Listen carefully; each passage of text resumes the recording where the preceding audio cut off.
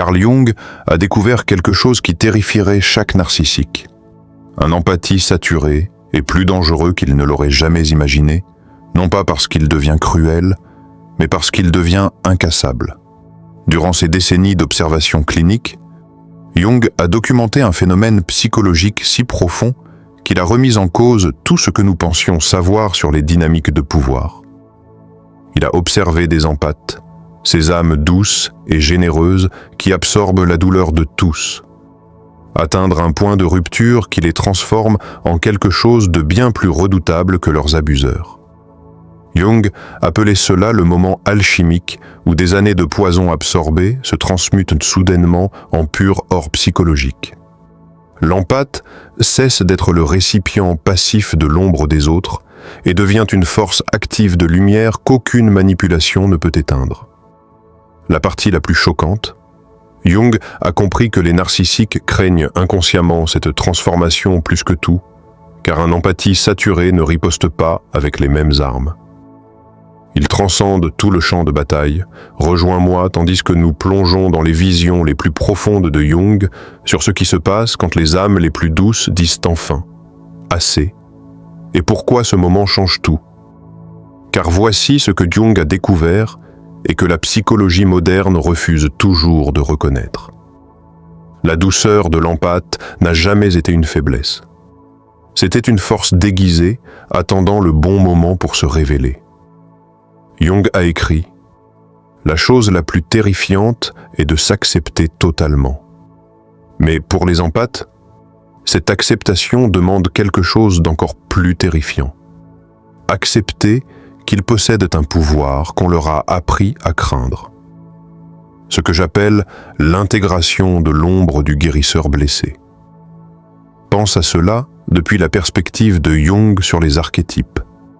L'empathe incarne ce qu'il appelait le guérisseur blessé, quelqu'un qui acquiert la sagesse à travers la souffrance.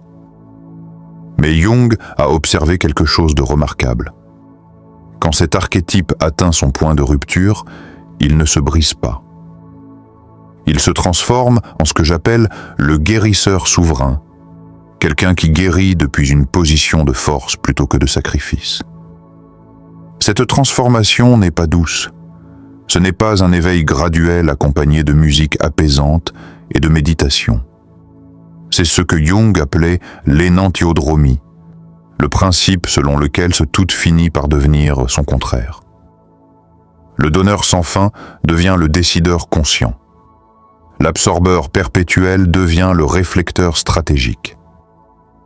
Les neurosciences modernes confirment ce que Jung avait pressenti. Le cerveau des empathes est câblé différemment. Les recherches du docteur Judith Orloff montrent que les individus empathiques ont des neurones miroirs hyperactifs et une activité accrue dans les zones liées au traitement émotionnel. Mais ce que Jung avait compris, et que la science commence seulement à rattraper, c'est que ce même câblage qui rend les empathes vulnérables les rend aussi incroyablement puissants quand ils apprennent à le diriger consciemment. Mais ce n'est pas la partie la plus dangereuse. La partie la plus dangereuse est ce qui se produit lorsqu'un empathie intègre enfin ce que Jung appelait l'ombre. Toute la colère réprimée, les limites et l'autoprotection qu'on leur a appris à nier. Jung avait observé que les empathes ne répriment pas seulement leurs propres émotions négatives. Ils deviennent des réceptacles inconscients pour l'ombre des autres. La rage que leurs parents ne pouvaient exprimer, le deuil que leurs amis ne pouvaient traiter, la manipulation que leurs partenaires ne pouvaient reconnaître. L'empathe devient ce que j'appelle une archive ambulante de traumatisme. Mais Jung a découvert quelque chose d'extraordinaire. Quand les empathes atteignent enfin leurs limites, ils ne relâchent pas seulement cette ombre accumulée, ils l'alchimisent. Ils transforment des années de poison absorbées en ce qu'il appelait de l'or psychologique. C'est le processus que Jung a nommé la fonction transcendante, la capacité de transformer des forces opposées en quelque chose de totalement nouveau. Voici comment cette transformation se déploie réellement. Et c'est là que les observations de Jung deviennent terrifiantes pour les narcissiques. Première étape. la reconnaissance. L'empathe voit soudain le schéma. Toutes ces fois où il a absorbé des fautes qui n'étaient pas les siennes. Tous ces moments où ils se sont excusés pour le mauvais comportement des autres. Toutes ces années où ils ont cru que l'amour signifiait donner sans fin en recevant des miettes. Jung appelait cela la levée du voile, quand les schémas inconscients deviennent conscients. Deuxième étape, l'intégration. L'empathe ne rejette pas sa sensibilité, il l'arme. Il utilise ses capacités hyper-perceptives, non pas pour absorber et plaire, mais pour voir à travers la manipulation avant qu'elle ne commence. Jung observait que les empathes intégrés deviennent des voyants psychologiques. Ils peuvent lire les motivations inconscientes des gens avec une précision chirurgicale. Troisième étape, la souveraineté. L'empathe cesse de chercher une validation externe et devient ce que Jung appelait individué, psychologiquement complet et autodirigé. Il n'a plus besoin des autres pour le compléter car il s'est complété lui-même par le travail conscient de l'ombre. Ce processus crée ce que j'appelle le paradoxe empathique. Plus un empathie intègre son ombre, plus il devient compatissant. Mais sa compassion n'est plus naïve. Elle est féroce, lucide et absolument terrifiante pour ceux qui dépendent du dysfonctionnement empathique pour se sentir puissant.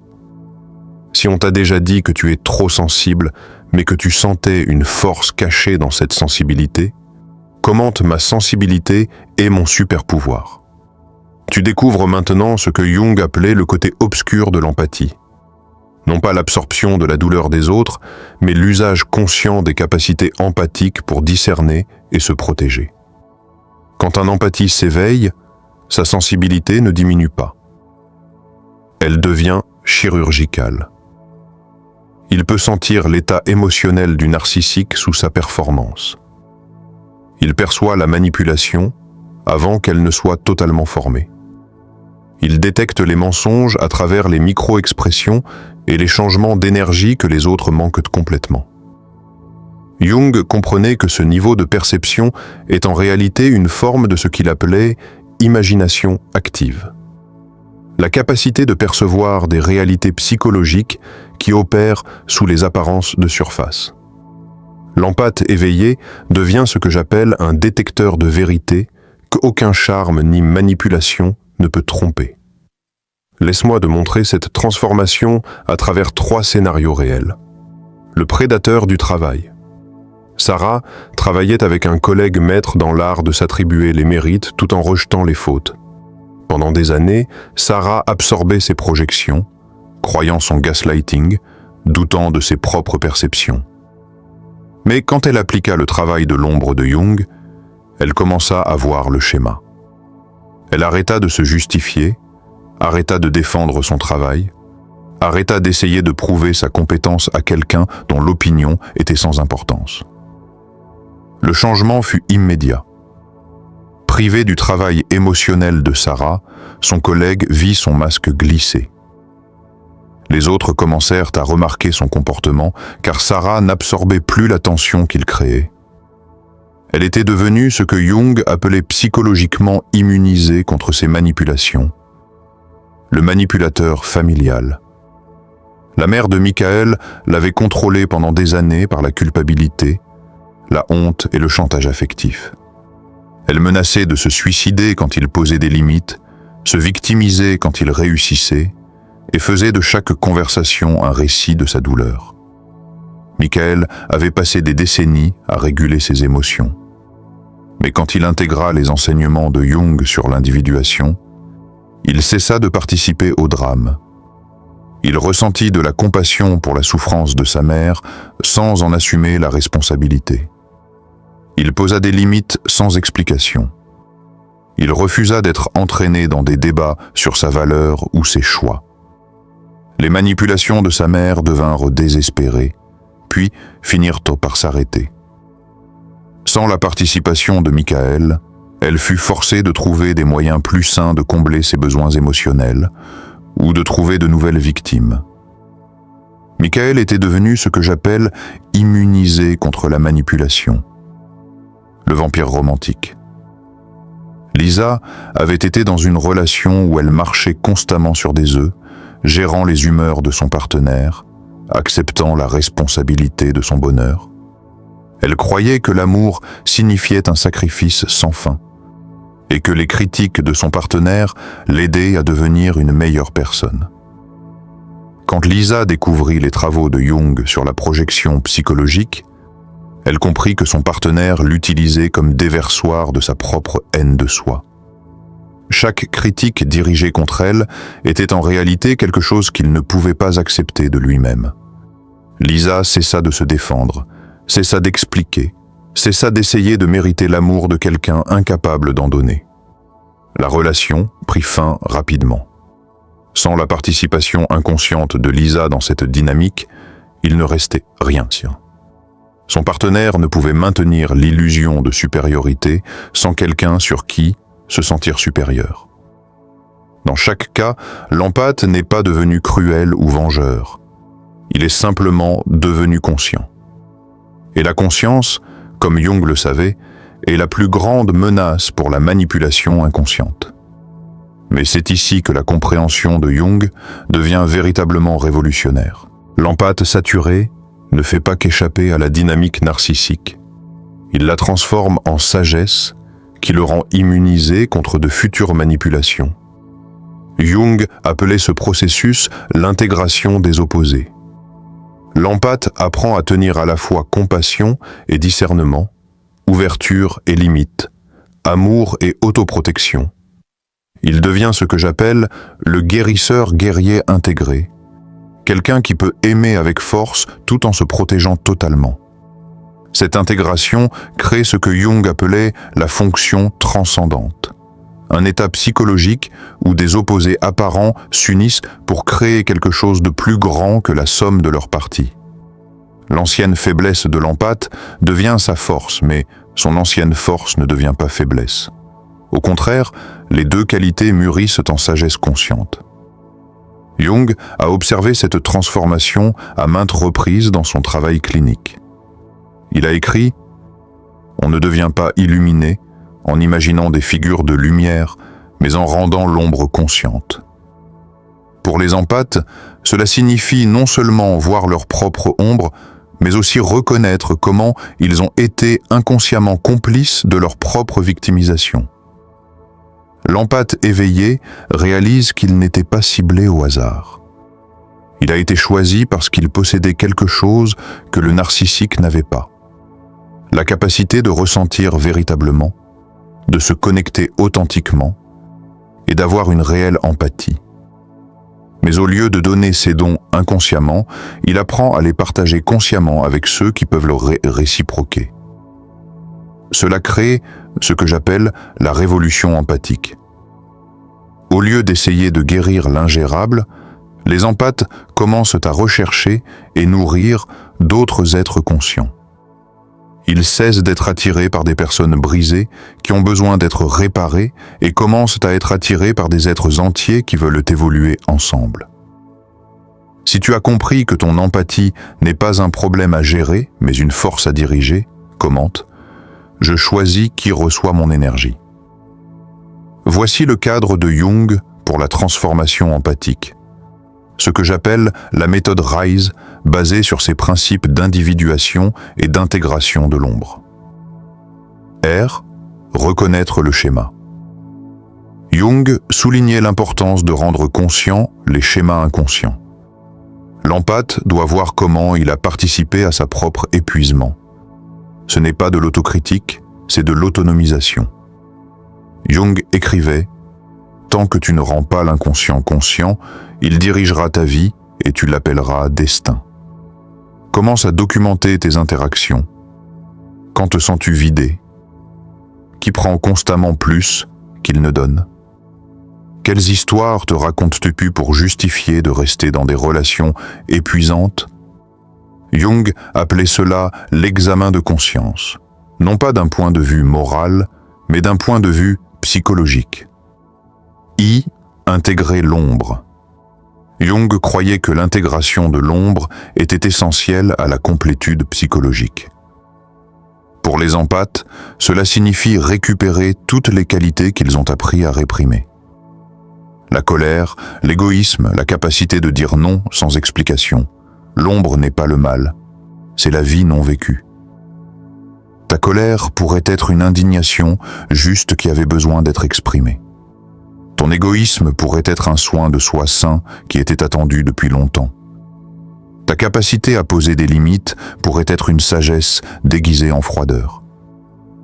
Exerce-toi à exprimer ces qualités d'ombre de façon petite et sûre. Dis non à une demande sans justification élaborée. Ressens la colère sans chercher immédiatement à comprendre la perspective de l'autre personne. Choisis-toi sans culpabilité. S. Stoppe la fuite d'énergie. Jung comprenait que l'énergie psychologique est finie et précieuse. Les empathes doivent apprendre ce qu'il appelait l'économie psychologique, la gestion consciente de leurs ressources émotionnelles et mentales. Cela signifie identifier les fuites d'énergie et les combler systématiquement. Arrête de t'expliquer auprès de ceux qui ne veulent pas comprendre.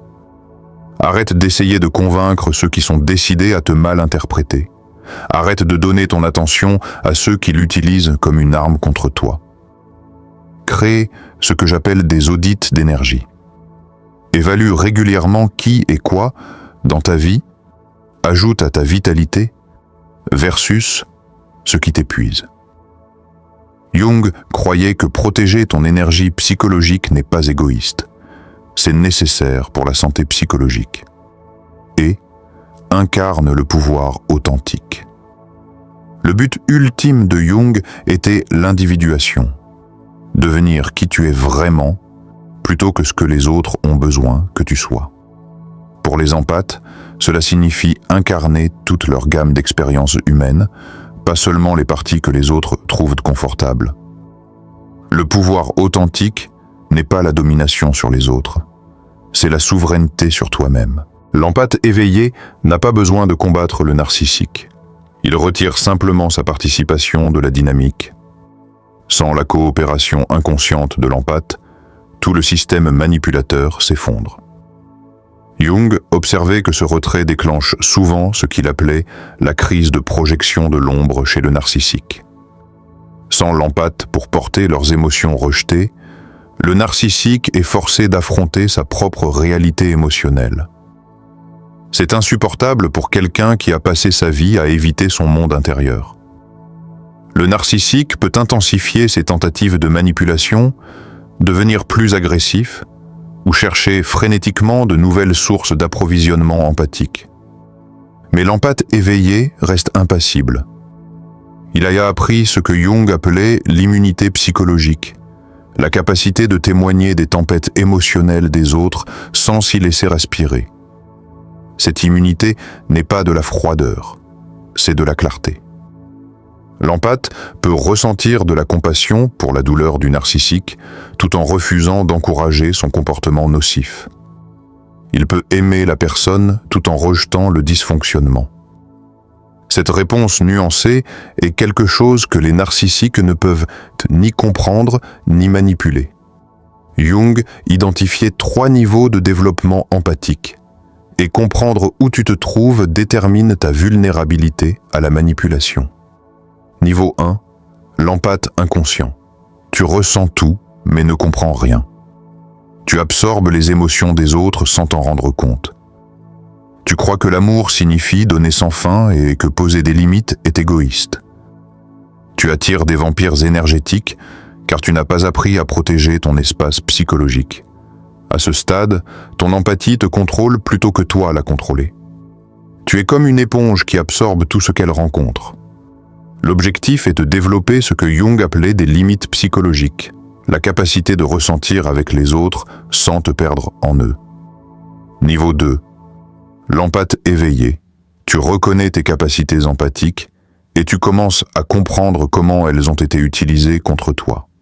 Tu commences à apprendre les concepts de Jung sur la projection, le travail de l'ombre et les limites psychologiques.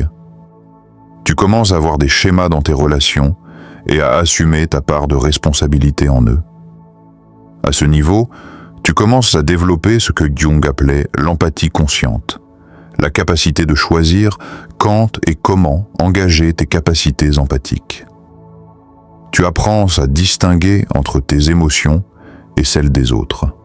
Niveau 3, l'empathe souverain. Tu as intégré les enseignements de Jung sur le travail de l'ombre et l'individuation. Tu peux ressentir profondément sans être submergé. Tu peux aimer pleinement sans te perdre. Tu as développé ce que Jung appelait la souveraineté psychologique, la capacité de rester centré dans ta propre vérité tout en restant ouvert aux autres. À ce niveau, ton empathie devient un outil de sagesse plutôt qu'une arme utilisée contre toi. Tu peux percevoir l'état émotionnel des autres sans en assumer la responsabilité. Tu peux offrir du soutien sans te sacrifier. Le chemin du niveau 1 au niveau 3 demande ce que Jung appelait le courage de devenir conscient. Tu dois être prêt à voir comment tu as participé à ta propre victimisation, non pour te blâmer, mais pour récupérer ton pouvoir de choisir autrement.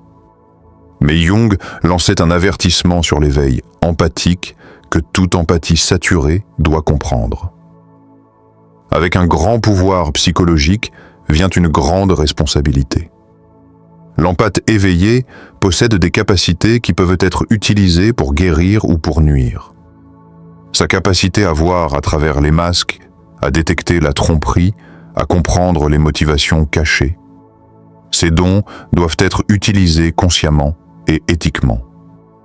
Jung insistait sur le fait que le but de l'individuation n'est pas de devenir invulnérable, mais d'être authentique. L'empathe éveillé doit se protéger de devenir ce qu'il a autrefois subi, quelqu'un qui utilise la compréhension psychologique pour manipuler plutôt que pour guérir. La plus haute expression de l'éveil empathique est ce que Jung appelait la compassion consciente, la capacité d'aimer sans permettre, d'aider sans sauver, de voir clairement sans juger durement. C'est la différence entre la sagesse empathique et la revanche empathique. Certains empathes, lorsqu'ils découvrent leur pouvoir, veulent l'utiliser pour blesser ceux qui les ont blessés. Ils veulent exposer les narcissiques, humilier les manipulateurs, faire ressentir aux autres la douleur qu'ils ont connue. Mais Jung comprenait que cela te maintient piégé dans la même dynamique dont tu essaies de sortir. La vraie souveraineté empathique signifie dépasser le besoin de vengeance. Cela signifie utiliser tes dons pour créer des relations saines plutôt que détruire des relations malsaines. Cela signifie être dangereux pour la manipulation tout en restant sûr pour la connexion authentique. Le pouvoir ultime de l'empathe saturé ne réside pas dans ce qu'il peut faire aux autres, mais dans ce qu'il peut créer pour lui-même. Une vie de relations authentiques, de choix conscients et de paix véritable. Te souviens-tu de la découverte de Jung sur les empathes saturés, plus dangereux que les narcissiques ne l'avaient jamais imaginé? Le danger n'a jamais été de devenir cruel ou vengeur. Le danger était de devenir conscient, souverain et immunisé contre la manipulation. Jung écrivait dans ses derniers travaux « Le privilège d'une vie est de devenir qui tu es vraiment ». Pour les empathes, cela signifie embrasser à la fois leur sensibilité et leur force, leur compassion et leur discernement, leur capacité d'aimer et leur droit d'être aimé authentiquement en retour. L'empathe, qui dit enfin assez, ne perd pas sa capacité à ressentir profondément. Il gagne la capacité à ressentir avec sagesse. Il ne ferme pas son cœur. Il apprend à l'ouvrir sélectivement à ceux qui ont mérité l'accès par leur conscience et leur authenticité. Jung observait que le plus grand danger pour les systèmes inconscients n'est pas l'opposition consciente, mais le retrait conscient. Quand les empathes cessent de participer aux dynamiques dysfonctionnelles, ces dynamiques ne peuvent que plus se maintenir. Ta sensibilité n'a jamais été ta faiblesse. C'était ton système d'alerte précoce, te signalant les personnes et environnements toxiques. Ton ressenti profond profond n'a jamais été de trop. C'était le spectre complet de l'expérience humaine que d'autres avaient appris à engourdir. Ton désir de connexion authentique n'a jamais été naïf. C'était ton âme qui t'appelait vers des relations dignes de ta profondeur. Le narcissique craignait ton éveil car il savait qu'une fois que tu voyais clairement, tu ne pourrais plus jamais être trompé. Une fois que tu te valorisais vraiment, tu ne pourrais plus jamais être sous-évalué. Une fois que tu comprenais ta valeur, tu ne pourrais plus être convaincu d'accepter moins. La vision de Jung était des humains ayant intégré toutes leurs parts, lumière et ombre, force et vulnérabilité, amour et limite. L'empathe éveillé incarne cette intégration. Il devient dangereux non par l'agression, mais par une authenticité absolue. Cette authenticité est révolutionnaire car elle refuse de participer aux accords inconscients qui maintiennent les systèmes dysfonctionnels. Elle dit « Je n'absorberai plus ce qui n'est pas à moi. Je ne gérerai plus ce que je n'ai pas créé. Je ne sacrifierai plus ma vérité pour le confort des autres. » Si tu es prêt à cesser d'être dangereux pour toi-même et à commencer à l'être pour les autres, je t'invite à partager cette vidéo avec quelqu'un qui doit se rappeler de son pouvoir empathique. Et si tu veux en savoir plus sur les réflexions de Jung sur la protection empathique, regarde ma vidéo « Dernier avertissement aux empathes, ils se nourrissent de ta lumière », où je révèle la découverte la plus troublante de Jung sur le vampirisme énergétique. Abonne-toi car nous ne faisons que commencer à explorer les profondeurs de la souveraineté empathique. Souviens-toi, tu n'es pas de trop, tu n'es pas trop sensible, tu n'es pas trop profond, tu es exactement ce dont ce monde inconscient a besoin pour s'éveiller. Merci d'avoir regardé. Rendez-vous dans la prochaine dimension.